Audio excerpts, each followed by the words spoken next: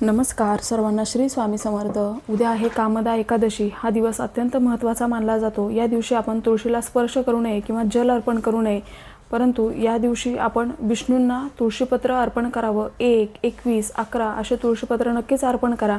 आपण विष्णूंना जो पण नैवेद्य ठेवणार त्याच्यामध्ये एक तरी तुळशीपत्र असावं। आता या दिवशी आपण उपवास करत नसाल तरी आपण चुकूनही मांसाहार करू नये किंवा तांदूळ किंवा तांदळापासून बनवलेल्या कोणत्याही पदार्थाचं आपण सेवन या दिवशी करायचं नाही आहे।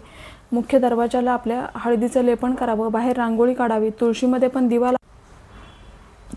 दिवा लावून लांबूनच तुळशीला नमस्कार करायचा आहे। या दिवशी ओम नमो भगवते वासुदेवाय या मंत्राचा जेवढा जमेल तेवढा जास्तीत जास्त जप करावा।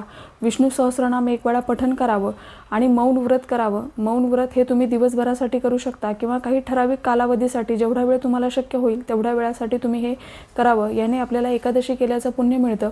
जरी उपवास करणं शक्य नाही झालं तरी किमान या नियमांचं पालन करा आणि या सेवा करा, आपल्याला एकादशीचं पुण्यफळ मिळेल। सर्वांना श्री स्वामी समर्थ।